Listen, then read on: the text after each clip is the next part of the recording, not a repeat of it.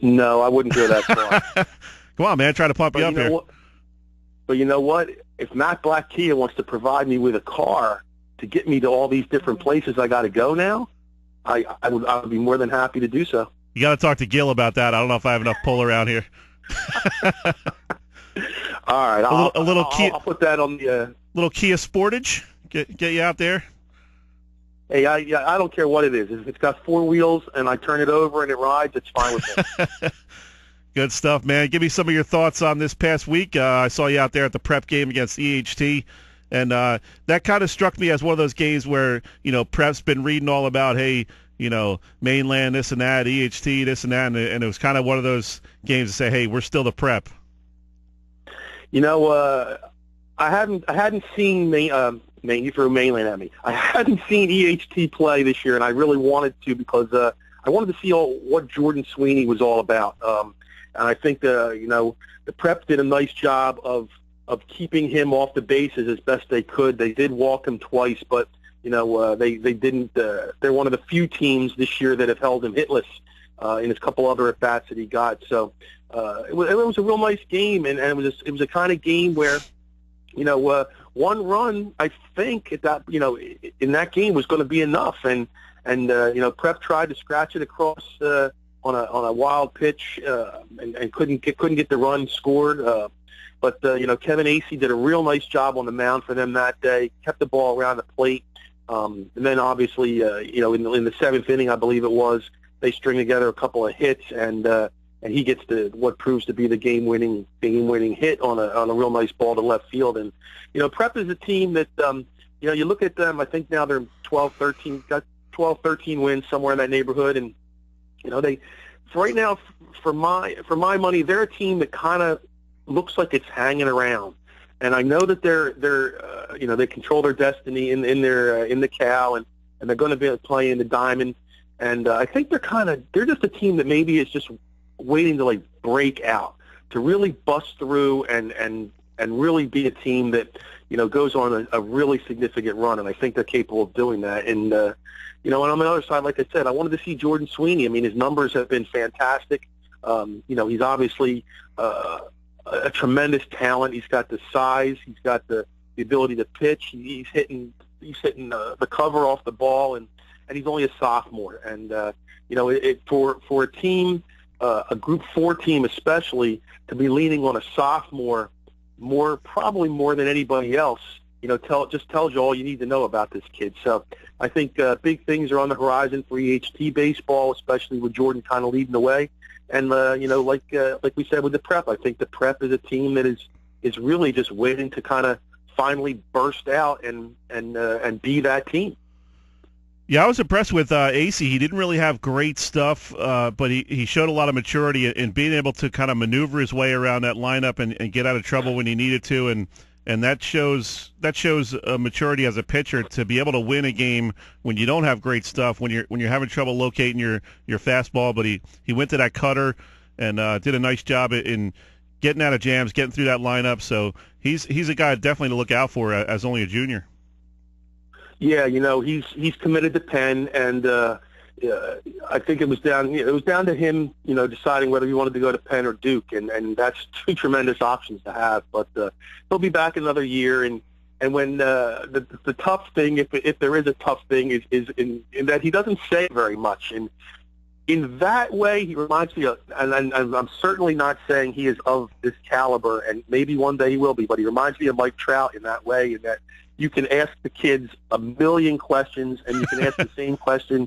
You can ask the same question 4 or 5 different ways, and you just can't get the kid to really say a whole lot. But what he does on the field, on the mound, at the plate, he's obviously letting that do the talking for him.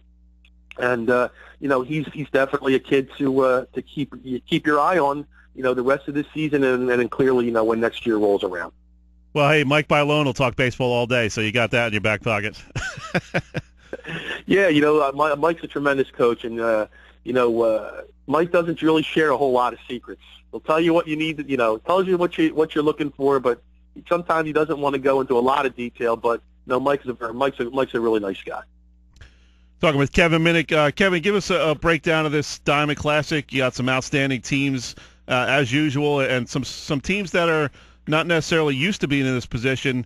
You know, a team like Vineland, St. Joe, Audubon, some of the newcomers to this tournament. You have your old standbys. With teams like Gloucester Catholic and Washington Township, some of these other teams, Bishop Eustace, that have been around this tournament for quite a while, Shawnee. So what's your thoughts on this tournament? Obviously, it's going to be pushed back till tomorrow, so we'll have to wait a day to see what shakes out in the first round. Yeah, I was hoping when the forecast came out earlier in the week that we were going to get a lot of rain Friday night into Saturday and Saturday. I was really hoping that was going to be wrong. I was hoping that was going to be like a snow forecast because I'm not a big fan of having to shift things to Mother's Day, but there's not a whole lot you can do. But what kind of came to my attention in these 16 teams in the past week or so is that a lot of these teams lost games this week, and they lost games to decent teams. But you want to kind of go into the Diamond a little bit, riding a little bit of momentum, and a lot of these teams, like I said, they kind of sputtered a little bit. But you got your traditional teams, your Bishop Eustace, Gloucester Catholic, Washington Township, St. Augustine, Audubon. These are teams that have played in this tournament before. They know what it takes to get through it.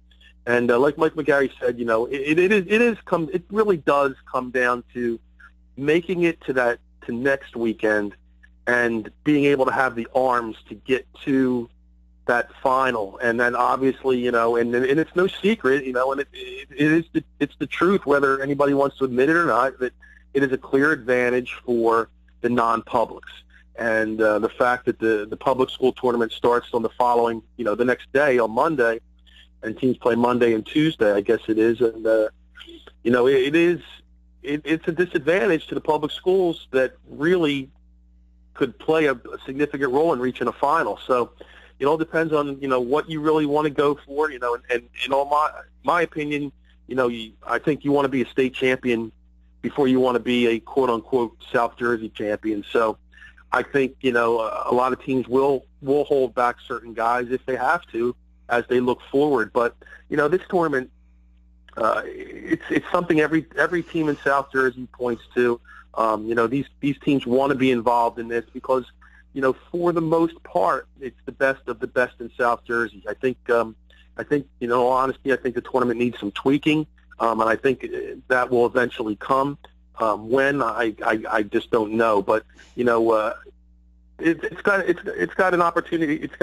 Presents opportunities for some really nice matchups. You look at the one side. If you look at the bracket coming out of Hamilton, in that you have Audubon and Gloucester Catholic, two schools that are about 5 minutes apart, if that. Kids know each other. It's going to be a really highly competitive game. You got two teams, I believe. Both teams now have 18 wins on the season, so that's going to be a great game. And I think Holy Spirit Hamilton's going to be a great game. Hamilton's kind of taken a step back or so this last week or so. They've lost a handful of games, and Spirit's lost a couple games here and there. But that's a more of a natural rivalry game between those two short teams. So, I think you have a bracket in Hamilton that's going to be very solid, and then all the other brackets too. Will present tremendous challenges for anybody that wants to get to next weekend. Kevin, one of the sites that really intrigues me is Maple Shade. That's kind of a little Homer Dome out there. That field, a real short center field fence, and those kind of games can you get one or two guys pop a home run early on, and it can change the entire complexity of the game. We saw that a couple of years ago with Kingsway and Ocean City.